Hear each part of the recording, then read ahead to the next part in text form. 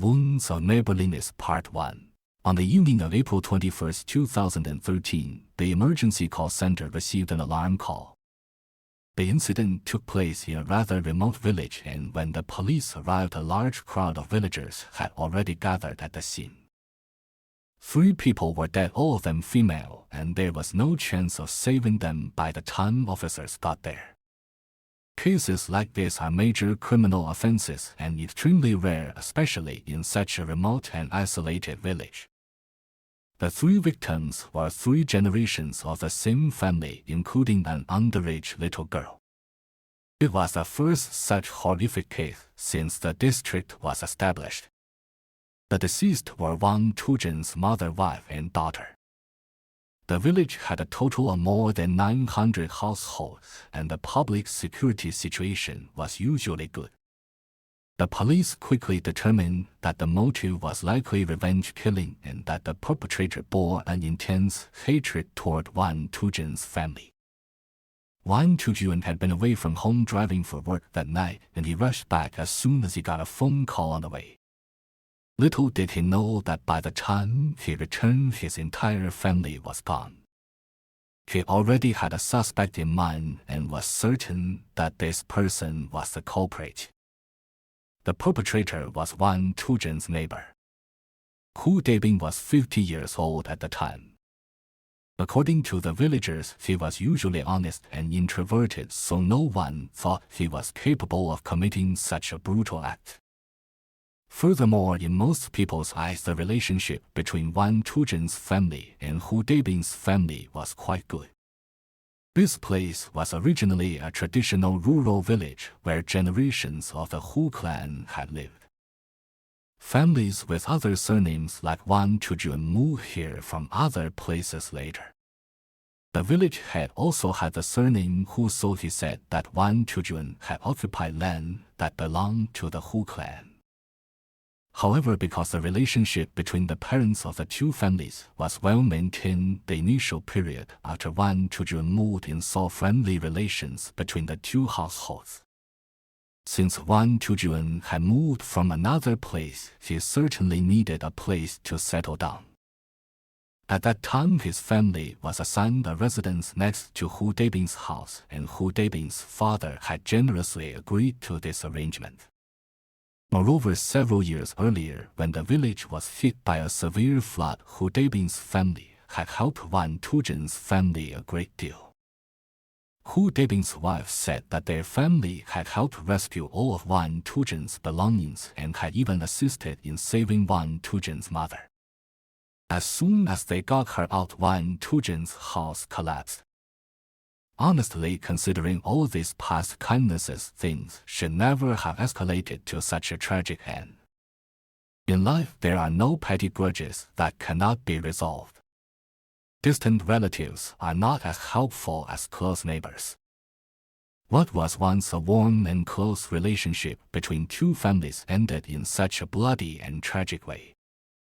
By this time, Hu Daibing had disappeared. Some villagers told the police that they had seen Hu Daibing in the village around 4 or 5 o'clock that afternoon. Later, the police contacted Hu Daibing's relatives and asked them to call him, but his phone was already turned off. Hu Daibing's wife and daughter had been working outside the village for a long time, so usually only Hu Daibing stayed at home alone. He was a man of few words, the typical quiet and reserved so-called honest person common in rural areas. He rarely went out, and his sudden disappearance at this time undoubtedly meant that he had fled. Through video surveillance, the police found that Hu Daibing had not entered the main urban area and was presumably still hiding in the local vicinity. More than 400 police officers were organized to carry out the search operation. Additionally, Hu Daibing did not know how to operate any means of transportation, not even the electric tricycles commonly used in rural areas. He could not escape on his own. Surveillance was set up around the scene, and he did not dare to ask anyone else to help him flee. But the police were still on high alert at the time because Hu Daibing had committed such a heinous crime. He was mentally distorted, narrow-minded, and extremely jealous. The police worried that he might strike again. One police officer put it bluntly, he cannot tolerate others. The search continued until noon the next day when good news finally came. After Hu Daibing was arrested, the people who suffered the most were his family members. They never imagined that this elderly man could be so cruel and vicious. Hu Daibing's wife worked outside the village but came back once a week. During her last visit, Hu Daibing had not shown any obvious signs of abnormality. He was always a man of few words even in front of his own family, and his wife had long been accustomed to this, so it was difficult for her to detect any changes in his mental state. Nevertheless, even so, his wife noticed that Hu Daibing had seemed to be preoccupied with something for more than a month before the incident. The villagers were all aware of Hu Daibing's hatred toward Wang Tujun's family, because there had been many conflicts between the two families before. Yet when it came down to it, these conflicts were all over trivial matters. However, in Hu Daibing's eyes, these were repeated acts of oppression by Wang Tujun that had pushed him to the brink. Hu Daibing felt that if he did not take action, he would continue to be bullied in the future. In January 2013, a newly built road was scheduled to pass near the village, so Wang Tujun decided to expand his house and open a farmhouse restaurant. This showed that Wang Tujun was quite business-minded and had a knack for making money. As it turned out, this matter reignited and intensified the conflict between the two families. Since the houses of the two families were adjacent, Hu Daibing had planted many trees and bamboo plants on his land. The land did belong to Hu Daibing, but as the trees grew taller and their crowns expanded, then the bamboo bent over, they encroached on Wang Tujun's side, effectively extending into what Wang Tujun considered his own space. For Wang Tujun to add an extra floor to his house, he had to cut down Hu Daibing's trees. Hu Daibing's family was extremely dissatisfied because Wang Tujun had cut down the trees without consulting them first. In my opinion, Hu Daibing's family was more at fault in this matter. It was their trees that had encroached on someone else's space and caused the problem. Honestly, even if Wang Tujun had not planned to expand his house, having tree branches stretching into one's yard and blocking the sunlight would have been quite annoying. On this point, Hu Daibing's wife stood firmly by his side, believing that Wang Tujun had started the trouble first and bullied them. The two families got into a fight over this incident. Later, after mediation, Wang Tujun stated that he was willing to pay compensation. But Hu Daibing shocked everyone by demanding 200,000 yuan. Given the local price level, those trees were only worth several dozen yuan each. Asking for 200,000 yuan was not a genuine attempt to resolve the issue, but a deliberate provocation. Wang Tujun also said that he was willing to compensate, but it had to be within a reasonable range.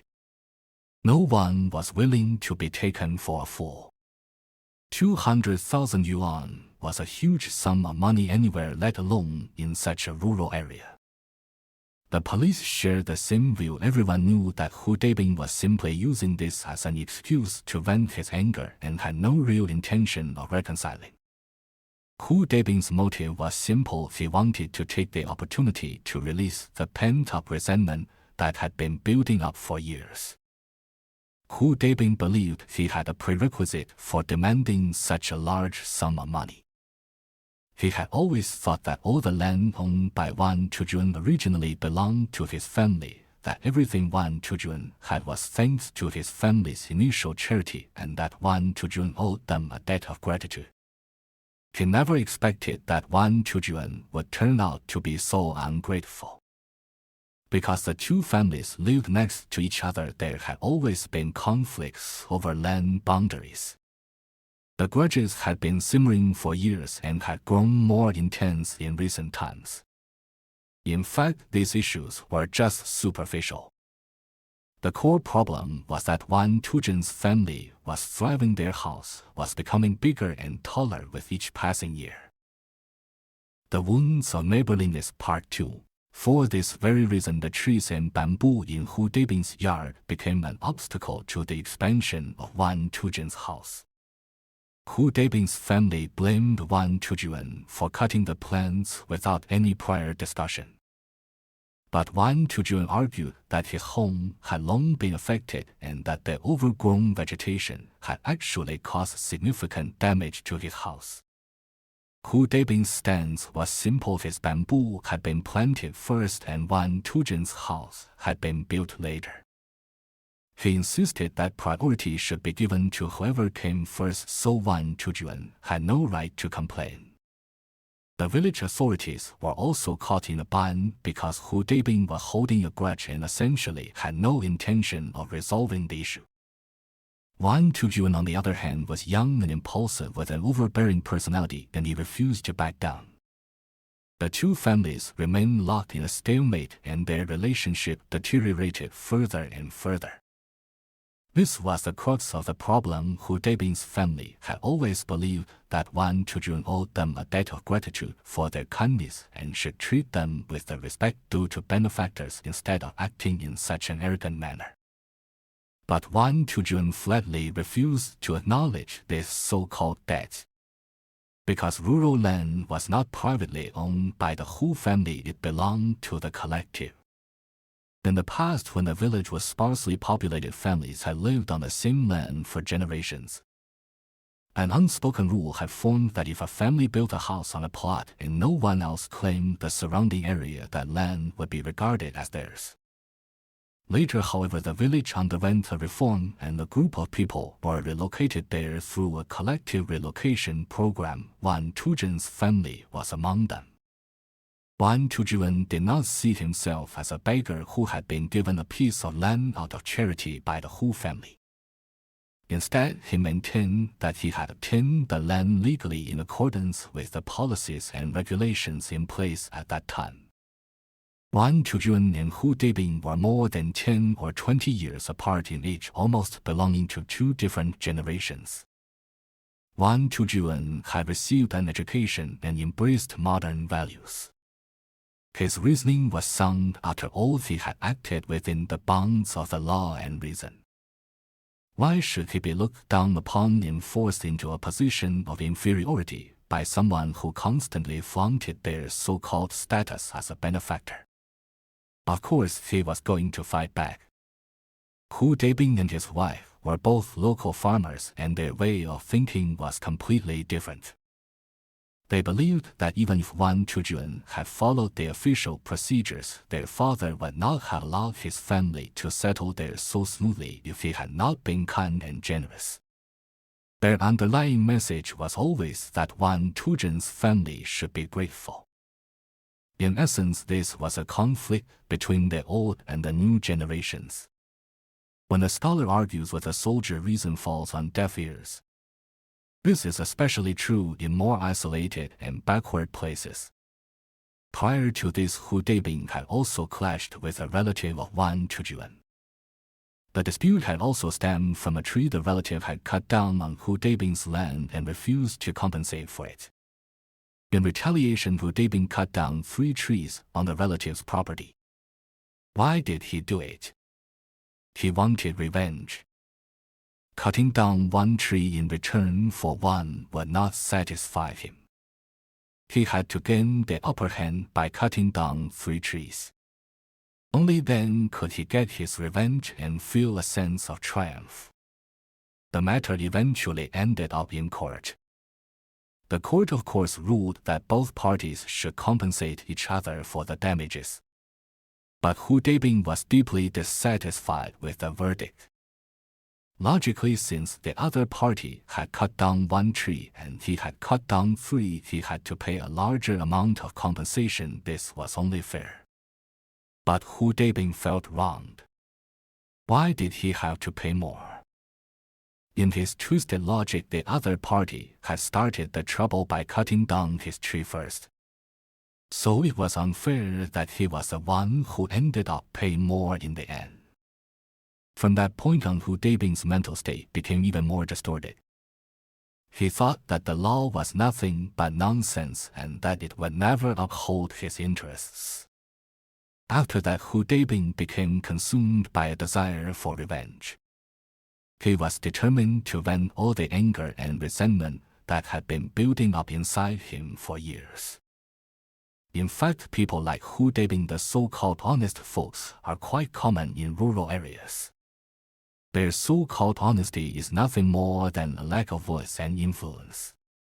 They have no special skills or abilities, so they have no control over things either in the village or at home. No one listens to them and their actions seem meaningless. So they are forced to be men of few words, eventually being labeled as honest and harmless by others. In reality, such men often have extremely distorted minds. Years of powerlessness and marginalization breed deep resentment. They attribute their own failures and frustrations in life to being bullied by others. Hu Daibing himself knew that he was not as well off as Wang Tujun because he had little education and no marketable skills. He felt that he was not worthy to be compared with Wang Tujun. If they had lived far apart, it might not have bothered him so much, but being next-door neighbors only served to highlight his own incompetence. In contrast, Wang Tujun, who was much younger, had received an education, was quick-witted, had a stable job, and was actively running a business. His life was getting better and better. This made Hu Daibing more and more uncomfortable, and his jealousy swelled to extreme levels. Hu Daibing had once felt a flicker of motivation to go out and work to earn more money through hard labor. However, due to his lack of education and skills, he could only take on manual labor jobs. As a result of years of strenuous physical work, Hu Daibing developed health problems. He had gone to the hospital and the doctor had advised him to be admitted for treatment, but Hu Daibing was reluctant to spend the money, so he went home to recuperate alone. Because of his poor health, Hu Daibing could no longer work. He had to stay at home relying on the money his wife and daughter earned from working away from the village. Under such circumstances, Hu Daibing's mental state became increasingly unbalanced. Wang Tujun worked outside the village, earning a comfortable salary of 4,000 to 5,000 yuan a month with little effort. His house was also being expanded and renovated, becoming bigger and taller with each passing day. I have to say, I have covered several murder cases in rural areas that were triggered by disputes over neighbors building taller houses. I really cannot understand why the desire to keep up with the Joneses runs so deep and can be so deadly in these places. Would anyone in the city kill someone just because their neighbor's building is a bit taller? It is absolutely absurd. Shortly after this, another incident involving cutting tree branches occurred during the construction of Wang Tujun's house. Hu Daibing flew into a rage at the sight, grabbing a stone and rushing out of his house. The worker who had cut the branch had not done it on purpose. It was simply in the way of the construction work and was cut off casually. But Hu Daibing was convinced that Wang Tujun had ordered the worker to do it. He felt that Wang Tujun had completely disregarded him and was deliberately trying to provoke him. Another conflict erupted between the two men. Wang Tujun later said that Hu Daibing had tried to throw stones at the workers, so he had stepped forward, telling Hu Daibing to confront him directly if he wanted a fight. Wang Tujun was younger, physically stronger, and in better health, while Hu Daibing was much older, thin and weak, and suffering from illness. If a fight had broken out, Hu Daibing would have undoubtedly been at a disadvantage. Hu Daibing knew this, and so did Wang Tujun. Wang Tujun also hurled a number of harsh insults at Hu Daibing during the confrontation. This further enraged Hu Daibing, who already felt oppressed and bullied. He saw Wang Tujun's open contempt as the ultimate humiliation, and he was determined to get his revenge no matter what it took. Hu Dabing knew he could not defeat Wang Tujun in a fair fight, and he did not dare to confront him directly. Instead, he chose to take his anger out on Wang Tujun's defenseless mother, wife, and daughter. What a cowardly man!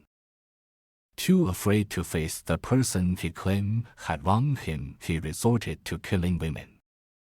He was truly despicable scum, who deserved every bit of contempt thrown his way. Furthermore, Hu Dabing had come to believe that even if future conflicts arose, seeking help from the village committee or the police would be useless. He was convinced that even the police and the courts were against him. On the afternoon of the crime, Hu Dabing had wandered outside and noticed that Wang Tujun's car was not parked at his house. He knew that Wang Tujun must be away from home. Wang Tujun's wife was busy with housework, completely unaware of the evil and dark thoughts brewing in the mind of her neighbor. Hu Dabing had been plotting the murders for a whole month. Too cowardly to confront a man, he had targeted defenseless women instead, not even sparing an 11-year-old little girl. And he still had the audacity to complain about being looked down upon by others. Did he even deserve to be treated with respect? After killing 3 innocent people, he had the nerve to express remorse, to pretend to be magnanimous, and to beg for leniency, claiming he would be willing to give up his land as long as he could go back home. He must have been sentenced to death.